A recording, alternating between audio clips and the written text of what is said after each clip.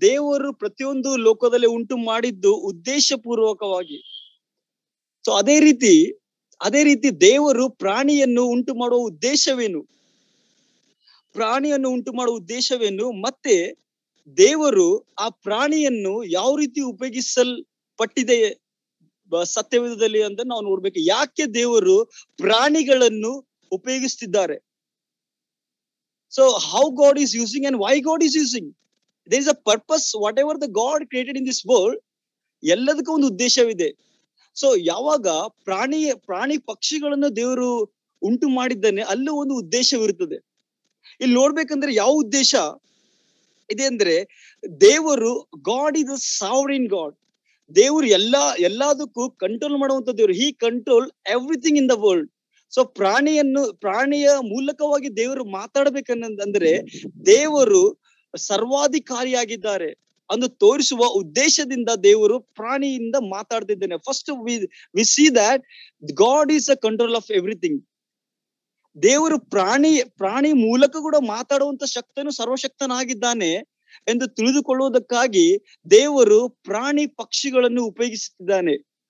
ನೋಡ್ಬೇಕಂದ್ರೆ, ಎರಡನೇದಾಗಿ ನಾವು ನೋಡ್ಬೇಕಂದ್ರೆ ದೇವರ ಉದ್ದೇಶ ಏನಿದೆ ಅಂದ್ರೆ, ದೇವರು ಆಲ್ ನೋಯಿಂಗ್ ಗಾಡ್. ದೇವರು ಎಲ್ಲವನ್ನೂ ತಿಳಿದಂತ ದೇವರು. ಪ್ರಾಣಿಯ ಜೀವನವನ್ನು ಹಾಗೂ ಪ್ರಾಣಿಯ ಕ್ಯಾರೆಕ್ಟರ್ ಲಕ್ಷಣಗಳನ್ನು ತಿಳಿದಂತ ದೇವರಾಗಿದ್ದಾನೆ ಎಂದು ತಿಳಿದುಕೊಳ್ಳುವುದಕ್ಕಾಗಿ ದೇವರು ಪ್ರಾಣಿಗಳನ್ನು ಉಪಯೋಗಿಸ್ತಿದ್ದಾರೆ. ಮತ್ತೆ ನೋಡ್ಬೇಕಂದ್ರೆ ಪ್ರಾಣಿಯು ಸಿಂಬಲಿಕ್ ಆಗಿ ಉಪಯೋಗಿಸಲ್ಪಟ್ಟಿದೆ. ಯಾಕಂದ್ರೆ ಮನುಷ್ಯನು ಕೆಲವು ಸಮಯದಲ್ಲಿ ಪ್ರಾಣಿಯು ಮನುಷ್ಯನಿಗಿಂತ ಒಂದು ಒಳ್ಳೆ ಲಕ್ಷಣ ಉಳ್ಳದಾಗಿದೆ ಎಂದು ತಿಳಿದುಕೊಳ್ಳುವುದಕ್ಕಾಗಿ. ಮತ್ತೆ ದೇವರು ಮನುಷ್ಯನನ್ನು ತನ್ನ ಇಮೇಜ್ ಅಂದ್ರೆ ತನ್ನ ಸ್ವರೂಪದಲ್ಲಿ ಉಂಟು ಮಾಡಿದ್ದಾರೆ. ಆ ಸ್ವರೂಪದಲ್ಲಿ ಉಂಟು ಮಾಡಿದಾಗ ಮನುಷ್ಯನು ದೇವರ ಸ್ವರೂಪದಲ್ಲಿ ಉಂಟಾಗಿದ್ದರೂ ಸಹ ದೇವರ ಮಾತಿಗೆ ವಿಧೇಯನಾಗಿಲ್ಲ. ಆದ್ರೆ ಪ್ರಾಣಿಗಳು ವಿಧೇಯನಾಗ್ತವೆ ಅಂತಂದು ದೇವರು ಪ್ರಾಣಿಯ ಪಕ್ಷಿಗಳ ಮೂಲಕ ನಮ್ಗೆ ಎಷ್ಟೋ ವಚನಗಳು, ಎಷ್ಟೋ ಲಕ್ಷಣವನ್ನು ಕಲಿಸಿಕೊಡುವ ಉದ್ದೇಶದಿಂದ ದೇವರು ಪ್ರಾಣಿಗಳನ್ನು ಇಲ್ಲಿ ಸತ್ಯವೇದದಲ್ಲಿ ಉಪಯೋಗಿಸಲ್ಪಟ್ಟಿದೆ.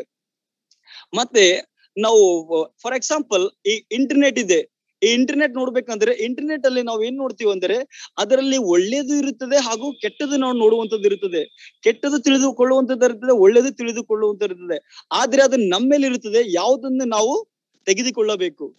ಸೊ ಮತ್ತೆ ನೋಡುವುದಾದರೆ ಬೈಬಲ್ ಅಲ್ಲಿ ಅದೇ ತರ, ಸತ್ಯವೇದದಲ್ಲಿ ಅದೇ ತರ ನಾವು ನೋಡುತ್ತೇವೆ. ಏನಂದ್ರೆ ಒಳ್ಳೇದು ಕೆಟ್ಟದು ಸತ್ಯವೇದದಲ್ಲಿ mention ಮಾಡಿದಾಗಿದೆ.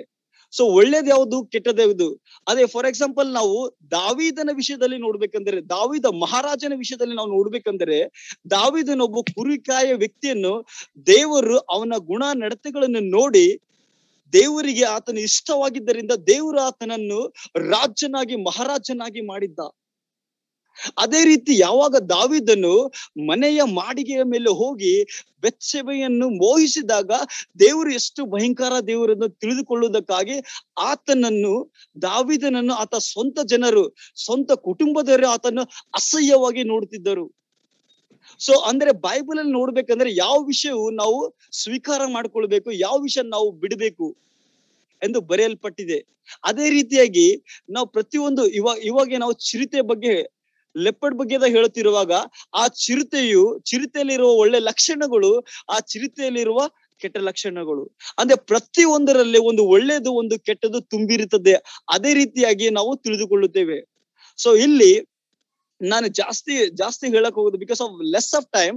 So I want to talk about only the things which are necessary to all. So ಒಂದ್ ನೋಡ್ಬೇಕಂತಂದ್ರೆ ಆ ಚಿರತೆಯಲ್ಲಿರುವ ನೆಗೆಟಿವ್ ಲಕ್ಷಣವು, ಮತ್ತೆ ಚಿರತೆಯಲ್ಲಿರುವ ಪಾಸಿಟಿವ್ ಲಕ್ಷಣಗಳು, ಮತ್ತೆ ಚಿರತೆಯಿಂದ ದೇವರು ನಮ್ಮನ್ನು ಯಾವ ರೀತಿ ನಾವು ಅದು ಕಲಿಬೇಕು, ಅದರ ಪ್ರಕಾರ ನಡಿಬೇಕೆಂದು ತಿಳಿಸಿಕೊಡ್ತಾನೆ. ಮೊಟ್ಟ ಮೊದಲಾಗಿ ನಾವು ನೋಡ್ಬೇಕೇನೆಂದ್ರೆ ನೆಗೆಟಿವ್ ಥಿಂಗ್ಸ್ ಆಫ್ ಚಿರತೆಯ ಒಂದು ನಕಾರಾತ್ಮಕ ಲಕ್ಷಣ. ಯೆರೆಮೀಯನು 5:6, ಯೆರೆಮೀಯ 5:6 ನಾವು ನೋಡ್ತೇವೆ.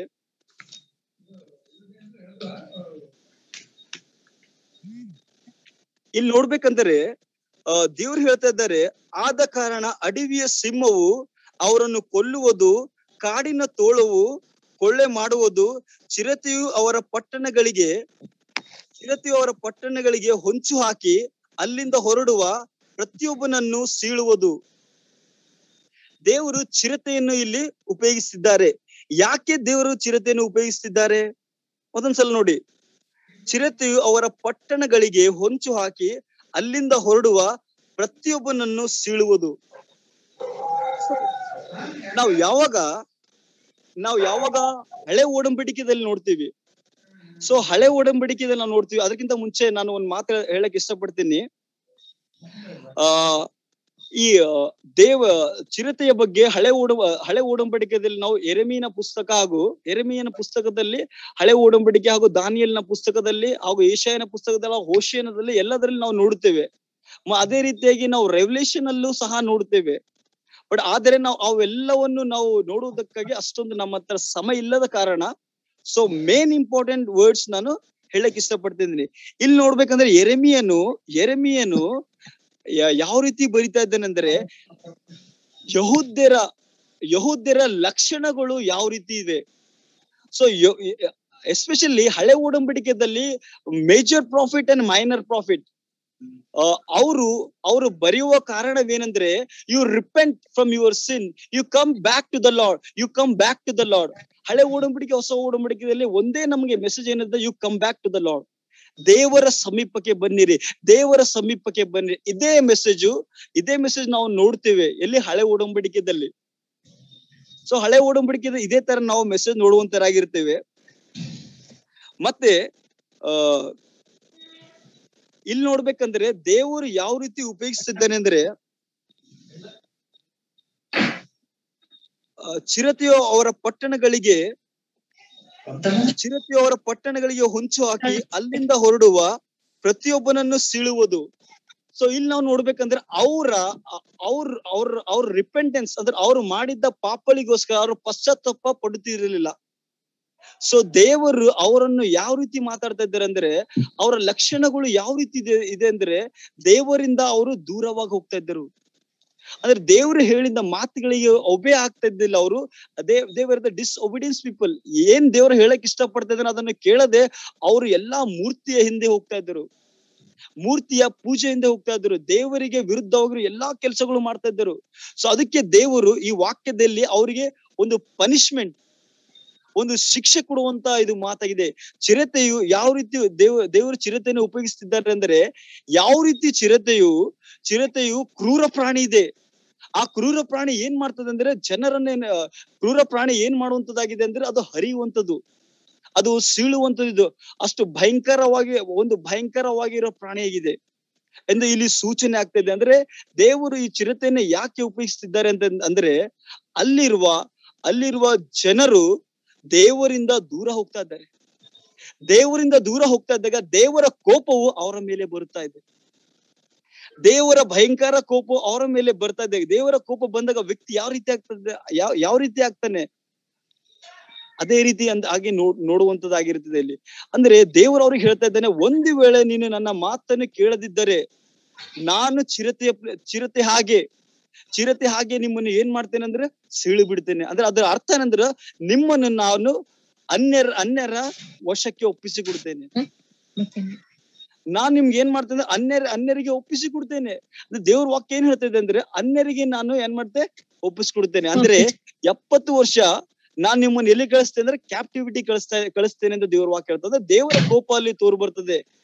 ಯಾವ ರೀತಿ ಸಿಂಬಲಿಕ್ ಚಿರತೆ ಉಪಯೋಗಿಸಲ್ಪಟ್ಟಿದೆ ಅಂದ್ರೆ, ಒಂದು ಕ್ರೂರ ಪ್ರಾಣಿ ತರ, ಅಂದ್ರೆ ಒಂದು ಶಿಕ್ಷೆಗೆ ಉಪಯೋಗಿಸಲ್ಪಟ್ಟಿದೆ. ಅಂದ್ರೆ ದೇವರು ಇದು ಚಿರತೆಯನ್ನು ಉಪಯೋಗಿಸ್ತಿದ್ದಾನೆ. ಯಾಕಂದ್ರೆ ಅವರನ್ನು ಶಿಕ್ಷಿಸುವುದಕ್ಕಾಗಿ. ನಾವ್ ಇಲ್ಲಿ ನೋಡ್ಬೇಕಂತಂದ್ರೆ, ಅವರ ಪಾಪಗಳು ಹಾಗೂ ಅವರು ದೇವರ ವಿರುದ್ಧವಾಗಿ ಮಾಡಿರುವ ಎಲ್ಲಾ ಪಾಪಗಳಿಗೆ ಶಿಕ್ಷೆಯನ್ನು ದೇವರು ಕೊಡುವಂತನಾಗಿದ್ದಾನೆ. ಅಂದ್ರೆ ದೇವರು ಯಾವ ರೀತಿ ಅವರು ಶಿಕ್ಷೆ ಕೊಡುವಂತನಾಗಿದ್ದಾರೆ, ಇತರರಿಗೆ ಒಪ್ಪಿಸಿ ಅಂದ್ರೆ ಅಲ್ಲಿ ನೋಡ್ಬೇಕಂದ್ರೆ, ದೇವರು ಶತ್ರುಗಳ ರಾಜ್ಯಕ್ಕೆ ದೇವರು ಅವರನ್ನು ಒಪ್ಪಿಸಿ ಕೊಡ್ತಾ ಇದ್ದಾನೆ. ದೇವರು ಬ್ಯಾಬಿಲೋನಿಗೆ ಅವರನ್ನು ಕಳಿಸ್ತಾನೆ 70 ವರ್ಷ. ಅಂದ್ರೆ ಅವರಿಗೆ ದೇವರು ಕೊಡುವಂತ ಶಿಕ್ಷೆ. ಅದೇ ರೀತಿಯಾಗಿ ನಮ್ಮ ಜೀವನದಲ್ಲಿ ನಮ್ಮ ಜೀವನದಲ್ಲಿ ನಾವು ತಿಳಿದುಕೊಳ್ಳುವುದು ಏನೆಂದರೆ ಒಂದು ವೇಳೆ ನಾವು ದೇವರ ಮಾತನ್ನು ಕೇಳದಿದ್ದರೆ, ನಾವು ದೇವರ ಮಾತನ್ನು ಕೇಳಿ ಬರೀ ನಾವು ಎಷ್ಟೋ ಜನ ಕ್ರಿಶ್ಚಿಯನ್ಸ್ ನಾವು ಏನ್ ಹೇಳ್ತೇವೆ ಅಂದ್ರೆ ದೇವರು ನಮ್ಮಲ್ಲಿದ್ದಾನೆ, ದೇವ್ರು ಯಾವಾಗ್ಲೂ ನಮ್ಮ ಪ್ರಾರ್ಥನೆಯನ್ನು ಕೇಳ್ತಾನೆ, ನಾವು ಯಾವಾಗ್ಲೂ ಏನಾಗಿದೆ ಜಯ ಹೊಂದುವಂತರಾಗಿರ್ತೇವೆ ಅಂತ ನಾವು ನಮ್ಮ ಮೂರ್ಖತನದಲ್ಲಿ ನಾವು ಹೋಗುತ್ತೇವೆ, ನಮ್ಮ ಅಹಂಕಾರದಲ್ಲಿ ಹೋಗುತ್ತೇವೆ. ಯಾವ ರೀತಿ ಇಸ್ರಾಯೇಲ್ದವರು ದೇವರ ವಾಕ್ಯವನ್ನು ಬಿಟ್ಟು ಅವ್ರು ಏನ್ ಅಹಂಕಾರ ತೋರಿಸ್ತಾ ಇದ್ದಾರೆ ಅಂದ್ರೆ ನಾವು ಇಸ್ರಾಯೇಲ್ದವರಾಗಿದ್ದಾರೆ, ದೇವರು ನಮ್ಮ ಹಿಂದೆ ಇದ್ದಾರೆ. ಆ ಮೂಢನಂಬಿಕೆ ಅವರಲ್ಲಿತ್ತು. ಯಾಕಂದ್ರೆ ದೇವರು God is a just god. ಆತ ನಾವು ತಪ್ಪು ಮಾಡಿದಾಗ ನಮ್ಮನ್ನು ಇತರ ಜನರಿಂದ ನಮ್ಮನ್ನು ನಾಚಿಕೆ ಪಡಿಸುವಂತನಾಗಿದ್ದಾನೆ. ಯಾಕಂದ್ರೆ ನಾವು ಬೈಬಲ್ ಅಲ್ಲಿ ನೋಡುತ್ತಿರುವಾಗ ಇಸ್ರಾಯೇಲರು ಯಾವಾಗ ಪಾಪ ಮಾಡಿದಾಗ ಶತ್ರು ದೇಶ ಬಂದು ಅವರನ್ನು ಎಳ್ಕೊಂಡು ಹೋಗುವಂತದ್ದಾಗಿತ್ತು. ಯಾವಾಗ ಅವರು ದೇವರ ಮಾತಿಗೆ ವಿಧೇಯರಾದಾಗ ದೇವರು ಇವರನ್ನು ಬಲವಂತರಾಗಿ ಮಾಡಿದ್ದ. ಸೊ ಅದೇ ರೀತಿ ನೋಡ್ಬೇಕಂದ್ರೆ ದೇವರಲ್ಲಿ ಯಾವುದೇ ಭೇದ ಭಾವವೂ ಇಲ್ಲ. ಅದಕ್ಕೋಸ್ಕರ ನಾವು ದೇವರ ಮಾತಿಗೆ ನಾವು ವಿಧೇಯರಾಗಬೇಕು. ದೇವರ ಮಾತಿಗೆ ವಿಧೇಯರಾಗಿ ನಾವು ನಡೆದಿರೆ ದೇವರು ನಮ್ಗೆ ಆಶೀರ್ವಾದ ಕೊಡುವಂತನಾಗಿದ್ದಾನೆ, ದೇವರು ನಮ್ಗೆ ಬಲಪಡಿಸುವಂತನಾಗಿದ್ದಾನೆ, ದೇವರು ನಮ್ಮ ಜೊತೆ ಇರುವಂತನಾಗಿದ್ದಾನೆ. ಅದಕ್ಕೋಸ್ಕರ ನಮ್ಮ ಜೀವನದಲ್ಲಿ ನಾವು ಪರೀಕ್ಷೆ ಮಾಡ್ಬೇಕೇನಂದ್ರೆ ನಾನು ಬರೀ ಮಾತಿನಿಂದನೇ ದೇವರು ಅಂತ ಇದ್ದೇನಾ, ಇಲ್ಲ ನನ್ನ ಗುಣ ಲಕ್ಷಣಗಳು ಆತರ ಇದೆಯಾ? ಒಂದು ವೇಳೆ ನಾನು ಬರೀ ಮಾತಿನಿಂದ ನಾನು ದೇವರು ಅಂತ ಇದ್ದೇನೆ ಅಂತಂದ್ರೆ ದೇವರು ಇತರರ ಜನರಿಂದ ನಮಗೆ ಯಾವ ರೀತಿ ಸೈತಾನಿಗೆ ದೇವರು ಜನರು ಒಪ್ಪಿಸಿಕೊಡ್ತಾನೋ ಅದೇ ರೀತಿ ನಮ್ಮನ್ನು ಅನ್ಯ ಜನರಿಗೆ ದೇವರು ಒಪ್ಪಿಸಿಕೊಡುವಂತನಾಗಿದ್ದಾನೆ. ಯಾವಾಗ ನಾವು ದೇವರ ಮಾತನ್ನು ಬಿಟ್ಟು ನಮ್ಮ ದೃಷ್ಟಿಯಲ್ಲಿ ನಾವು ಹೋಗುತ್ತೇವೆ. ಮತ್ತೆ ಎರಡನೇದಾಗಿ ನಾವು ನೋಡ್ಬೇಕಂದ್ರೆ ಯೆಶಾಯನು 11:56. ಯೆಶಾಯ 11:56. ಅದಕ್ಕಿಂತ ಮುಂಚೆ ಹೋಶಿಯನು 13:7 ನೋಡೋಣ.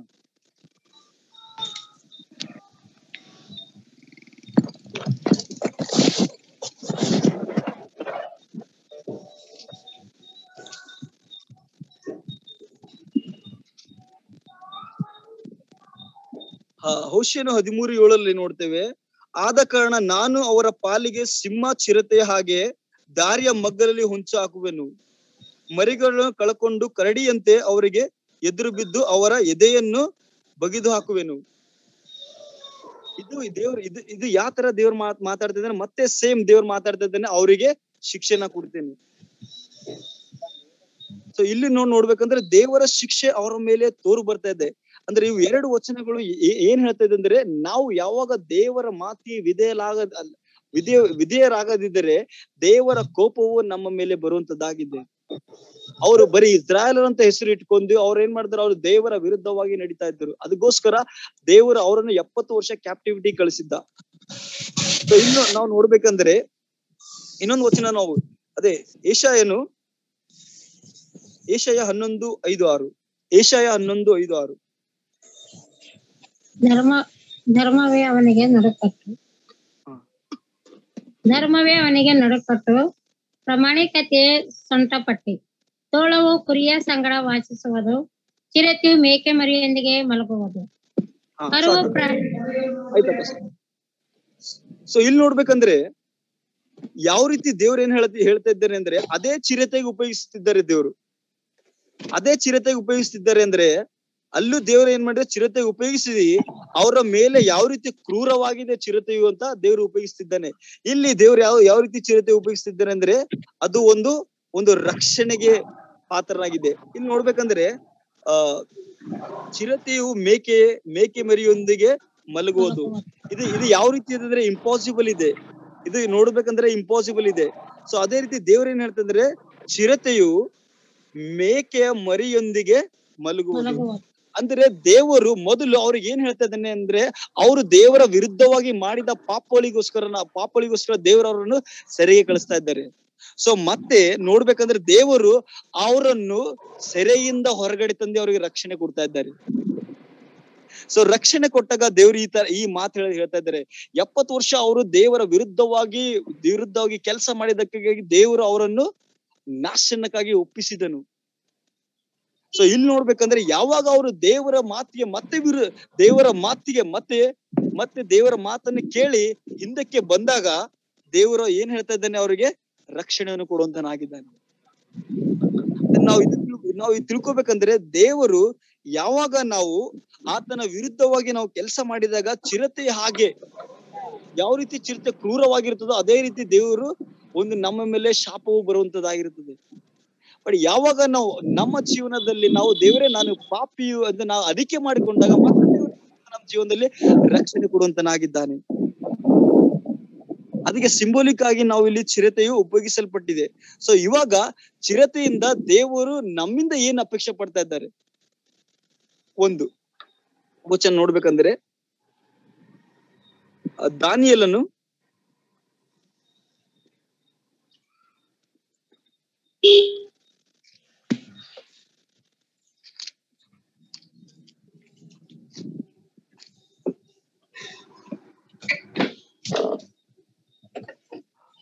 ದಾನಿಯೇಲನು 7:6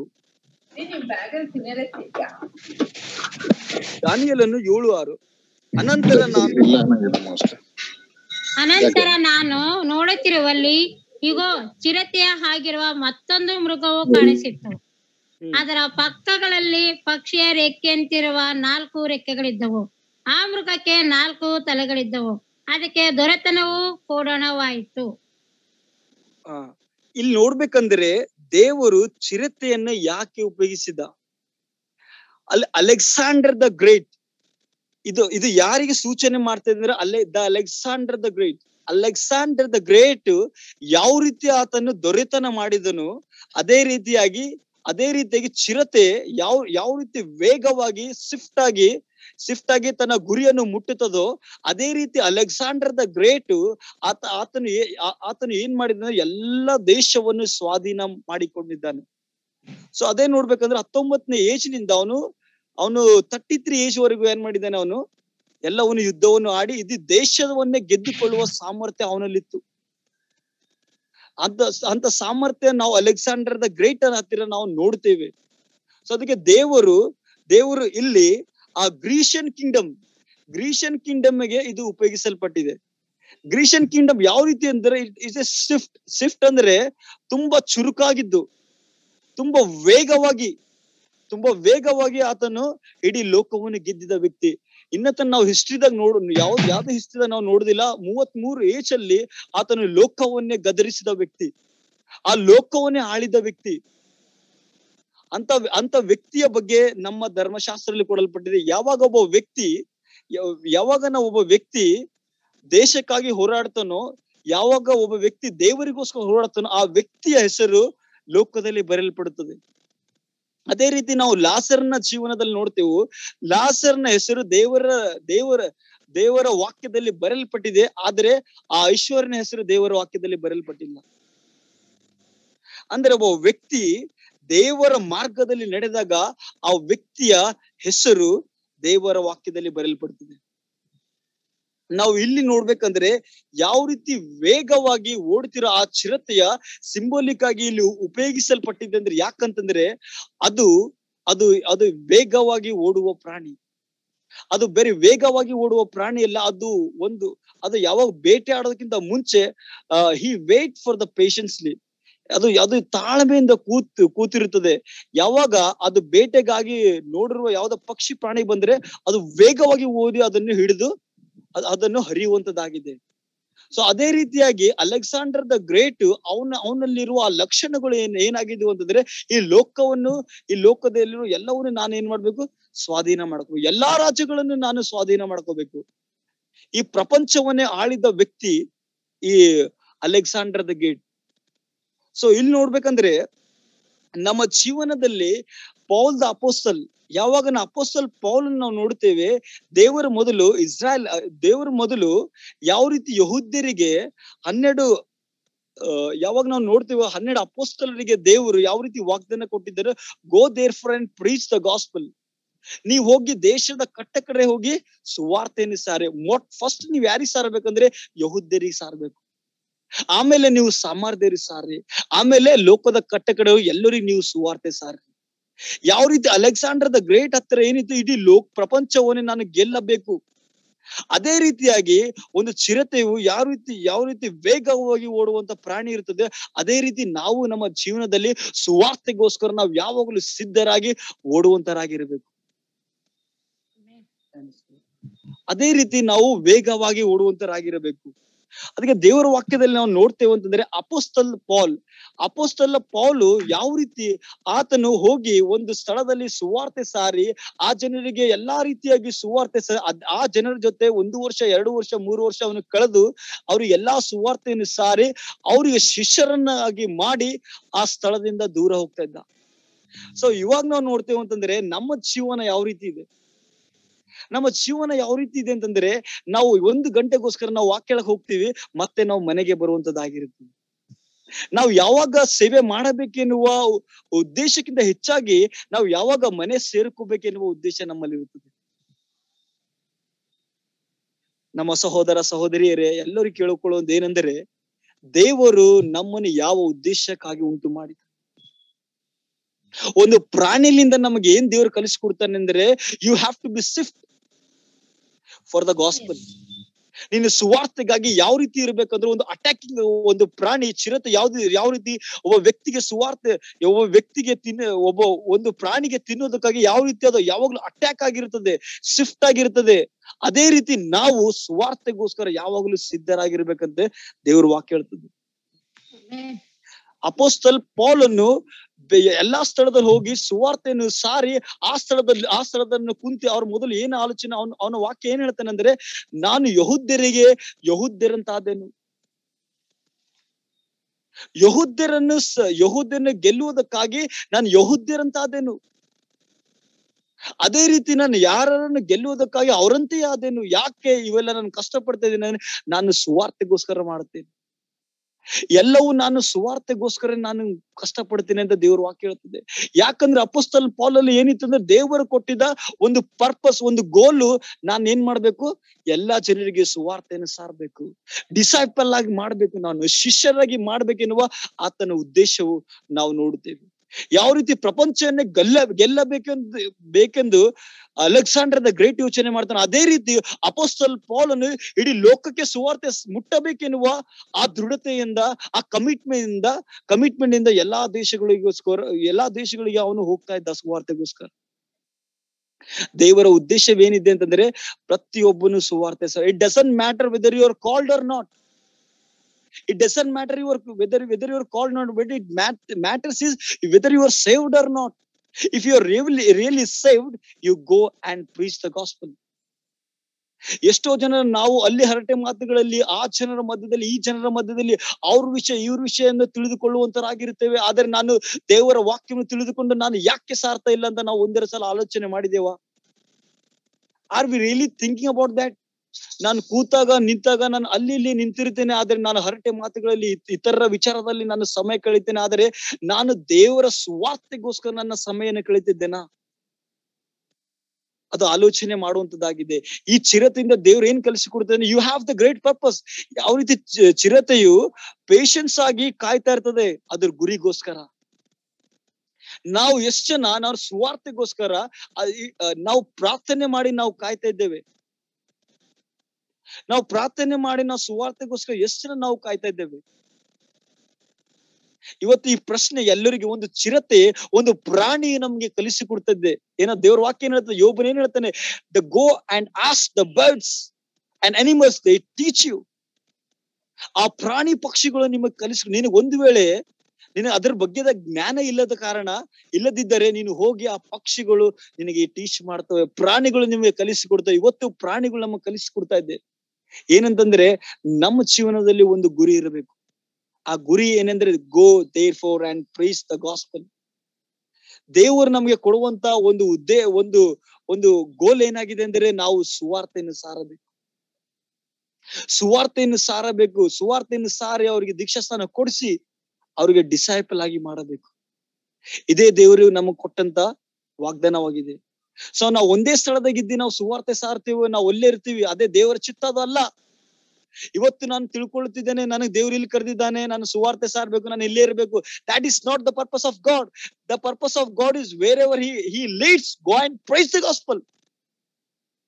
ನಾವೊಂದು ಎಷ್ಟೋ ಜನರಿಂದ ಕೇಳಿದ್ದಾರೆ, ನಂಗೆ ದೇವ್ರು ಇಲ್ಲೇ ಕರೆದಿದ್ದಾನೆ, ನಾನು ಇಲ್ಲೇ ಇರಬೇಕು, ಆ ಸ್ಥಳದಲ್ಲಿ ನನಗೆ ದೇವ್ರು ಕರೆದಿದ್ದಾನೆ, ಅದೇ ಸ್ಥಳದಲ್ಲಿ ನಾನು ಇರಬೇಕು. ಆದ್ರೆ ದೇವರ ವಾಕ್ಯ ಆ ತರ ಹೇಳ್ತಾ ಇಲ್ಲ. ದೇವ್ರ ವಾಕ್ಯ ಹೇಳ್ತಾ ಇದ್ದಾರೆ, ಹೋಗಿ ಲೋಕದ ಕಟ್ಟ ಕಡೆ ಹೋಗಿ ನೀನು ಸುವಾರ್ತೆ ಸಾರು. ನೀನು ಕೂತಾಗೋ ನಿಂತಿದಾಗೋ, ನೀ ಕೂತುಕೊಳ್ಳುವಾಗೂ ಹಾಗೂ ನೀನು ನಿಲ್ಲುವಾಗಲೂ, ನೀನು ಯಾವಾಗ ಸಮಯ ಸಿಕ್ಕರೆ ನೀನು ದೇವರ ವಾಕ್ಯವನ್ನು ಹೇಳು. ನೀನು ಸುವಾರ್ತೆನ why we are living, still why we are living to praise the gospel. ಇನ್ನು ನಾವು ಭೂಮಿ ಮೇಲೆ ಇದ್ದೇವೆ ಯಾತ ಕಾರಣ? ನಾವು ದೇವರ ವಾಕ್ಯ ಹೇಳಿದ್ವಿ. ಎಷ್ಟೋ ಜನ ನಾನು ನೋಡ್ತೇನೆ ಅಲ್ಲಿ ಇಲ್ಲಿ ಕೂತು ಸಮಯವನ್ನು ಕಳೆಯುವುದು. But God never called us to be in that way.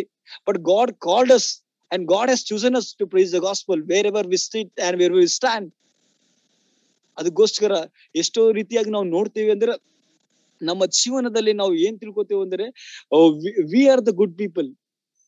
ನಾವ್ ಏನ್ ತಿಳ್ಕೊತ, ಯಾವ ರೀತಿ ಏಷಾಯನ್ ಏನ್ ತಿಳ್ಕೊತ ಅಂದ್ರೆ, ಈ ಜನರು ಈ ತರ ಇದೆ, ಆ ಜನರು ಆ ತರ ಇದೆ, ಈ ಜನರು ಆ ತರ ಇದೆ. ಬಟ್ ಯಾವಾಗ ಅವ್ರು ಯೇಸು ಕ್ರಿಸ್ತನ ನೋಡಿದಾಗ ಆತನಲ್ಲಿ ಅವನು ತಿಳ್ಕೊಂಡ, ನಾನು ಎಂತ ದೊಡ್ಡ ಪಾಪಿ, ದೇವರೇ ನನ್ನ ಎಂತ ದೊಡ್ಡ, ನನ್ನ ಎಂತ ದೊಡ್ಡ, ನನ್ನ ನಾಲಿಗೆಯಲ್ಲಿ ಏನಿದೆ, ವಂಚನೆ ಇದೆ ಅಂದ ಅವನು ಯಾವಾಗಲೂ ಯೇಸು ಸ್ವಾಮಿಯನ್ನು ಅರ್ಥ ಮಾಡಿಕೊಂಡಾಗ ಆತನ ಪಾಪಗಳನ್ನು ಅವನು ತಿಳಿದುಕೊಳ್ಳುತ್ತಿದ್ದಾನೆ.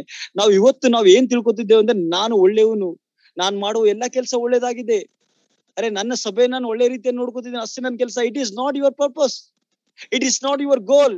Your goal is go therefore and preach the gospel. If you are not preaching the gospel, you are not walking in the Lord. Alexander the great ಯಾವ ರೀತಿ ಆತನ ಆಲೋಚನೆ ಇತ್ತು, ಯಾವ ರೀತಿ ಆತನ ಆಲೋಚನೆ ಇತ್ತು, ಎಲ್ಲಾ ದೇಶಗಳಿಗೆ ಹೋಗಿ ನಾನು ಸುವಾರ್ತೆ ಸಾರಬೇಕು, ನಾನು ಎಲ್ಲಾ ದೇಶಕ್ಕೆ ಹೋಗಿ ನಾ ಯಾವ ರೀತಿ ಕಾಂಕರ್ ಮಾಡ್ಬೇಕೇನೋ ಆತನ ಉದ್ದೇಶವಿತ್ತು. ಅದೇ ರೀತಿ ಎಲ್ಲಾ ದೇಶಗಳಿಗೆ ಹೋಗಿ ನಾವು ಸುವಾರ್ತೆ ಸಾರಬೇಕೆಂದು ಅಪೊಸ್ತಲರ ಉದ್ದೇಶವು, ಅದೇ ಉದ್ದೇಶ ದೇವರು ನಮಗೆ ಕೊಟ್ಟಿದ್ದಾನೆ, ಹೋಗಿ ಸುವಾರ್ತೆಯನ್ನು ಸಾರಿ. ಅದಕ್ಕೋಸ್ಕರ ಚಿರತೆಯಲ್ಲಿ ನಾವು ನೋಡ್ಬೇಕಂದ್ರೆ, ಒಂದು ಆ ಕ್ರೂರ ಪ್ರಾಣಿ ಇದೆ, ಆ ಕ್ರೂರ ಪ್ರಾಣಿ ಹಾಗೆ ನಾವು ದೇವರಿಗೆ ಅವಕಾಶ ಕೊಡಬಾರದು. ನಾವು ಪಾಪ ಮಾಡಿ ಆ ಕ್ರೂರ ಪ್ರಾಣಿಯಂತೆ, ಆ ಯಹೂದ್ಯರಂತೆ ನಾವು ದೇವರಿಗೆ ಯಾವುದೇ ಅವಕಾಶ ಕೊಡಬಾರದು. ದೇವರು ನಮ್ಮ ಮೇಲೆ ಶಿಕ್ಷೆ ದೇವರ ಶಿಕ್ಷೆ ನಮ್ಮ ಮೇಲೆ ಬರುವ ಹಾಗೆ ನಾವು ಯಾವುದೇ ಅವಕಾಶವನ್ನು ದೇವರಿಗೆ ನಾವು ಕೊಡಬಾರದು. ಒಂದು ಮತ್ತೆ ಎರಡನೇದಾಗಿ ನಾವು ನೋಡ್ಬೇಕಂತಂದ್ರೆ, ನಾವು ಯಾವಾಗಲೂ ದೇವರ ಸುವಾರ್ತೆಗೋಸ್ಕರ ಸಿದ್ಧರಾಗಿರ್ಬೇಕು. ದೇವರ ವಾಕ್ಯಗೋಸ್ಕರ ಸಿದ್ಧರಾಗಿರ್ಬೇಕಂದ್ರೆ, ದೇವರ ವಾಕ್ಯದಿಂದ ನಾವು ಕಲಿತುಕೊಳ್ಳೋದಾಗಿದೆ. ನನ್ನ ಸಹೋದರ ಸಹೋದರಿಯರೇ, ನಿಜವಾಗಲೂ ಹೇಳ್ಬೇಕಂತಂದ್ರೆ, ನಾನು ಸ್ವಲ್ಪ ದಿವಸದಿಂದ ನಾನು 1.5 ವರ್ಷದಿಂದ ನಾನು ಮಿನಿಸ್ಟ್ರಿ ಮಾಡ್ತಿದ್ದೆ. 6 years I have been called to preach the gospel. But ನಾನು ಯಾವಾಗ ಒಂದು ವರ್ಷ ನನಗೆ ನನ್ನ ಜೀವನದಲ್ಲಿ ದೇವರು ಎಲ್ಲಿ ಸಮೃದ್ಧಿಯಾಗಿ ಬೆಳೆಸಿದ್ದ, ನಾನು ಒಬ್ಬ ಟೀಚರ್ ಆಗಿದ್ದೀನಿ. ಸೊ ವೆನ್ ಐ ವಾಸ್ ಯಾವಾಗ ನನ್ನ ಟೀಚರ್ ಕೆಲಸ ಮಾಡ್ತಿರುವಾಗ, ನನ್ನ ಹತ್ರ spoken English class, grammar class ಕಲಿಸುವಾಗ ನನ್ನಲ್ಲಿ ಅನುಕೂಲವಿತ್ತು. ನನ್ನ ಹತ್ರ ದುಡ್ಡಿತ್ತು. ದುಡ್ಡು ತಗೊಂಡು ನಾನು ಎಲ್ಲಾ ಸೇವೆ ಮಾಡ್ತಾ ಇದ್ದೆ, ನಾನು ಸಂತೋಷವಾಗಿದ್ದೆ. ಬಟ್ ಯಾವಾಗ 6 ತಿಂಗಳಿಂದ ನಾವು ನೋಡ್ತಾ ಇದ್ದೀವಿ, ಎಲ್ಲಾ ಕ್ಲಾಸ್ಗಳೆಲ್ಲ ಕ್ಲೋಸ್ ಆಗಿದೆ. ಎಲ್ಲಾ ಕ್ಲಾಸ್ಗಳು ಎಲ್ಲ ಕ್ಲೋಸ್ ಆದಾಗ ನಾನು ಯಾವ ರೀತಿ ಸುವಾರ್ತೆ ಮಾಡ್ಬೇಕೆನ್ನುವ ಆ ಟೆನ್ಷನ್ ನನ್ನ ಹತ್ರ ಇದ್ದಾಗ, ದೇವರ ವಾಕ್ಯವನ್ನು ಮಾತಾಡ್ತಿದ್ದೆ, ನೀನು ಅನುಕೂಲ ಕಾಲದಲ್ಲಿಯೂ ಅನಾನುಕೂಲದ ಕಾಲದಲ್ಲಿ ನೀನು ದೇವರ ಸೇವೆಯನ್ನು ಮಾಡು. ಎಷ್ಟೋ ರೀತಿಯಲ್ಲಿ ನಾವು ನೋಡ್ತೇವೆ, ಯಾವಾಗ ನನ್ನ ಹತ್ರ ಏನಿಲ್ಲ ಅಂದ್ರೆ ನಾವು ದೇವರಿಂದ ಓಡೋಗ್ತಾ ಇದ್ದೇವೆ. ಅದೇ ದೇವರ ವಾಕ್ಯ ಹೇಳ್ತಾ, ನೀನು ಅನುಕೂಲ ಕಾಲದಲ್ಲಿಯೂ ಅನಾನುಕೂಲದ ಕಾಲದಲ್ಲಿಯೂ ದೇವರ ವಾಕ್ಯವನ್ನು ಸಾರು, ದೇವರ ಸುವಾರ್ತೆಯನ್ನು ಸಾರು. ನೀನು ಎಲ್ಲೇ ಇರು, ಹೇಗೆ ಇರು, ಆದ್ರೆ ದೇವರ ವಾಕ್ಯವನ್ನು ಸಾರದು ನೀನು ಬಿಡಬೇಡಂತ ದೇವರ ವಾಕ್ಯದಿಂದ ಚಿರತೆಯಿಂದ ನಾವು ಕಲಿತುಕೊಳ್ಳುವಂತರಾಗಿರ್ತೇವೆ. Thank you sir.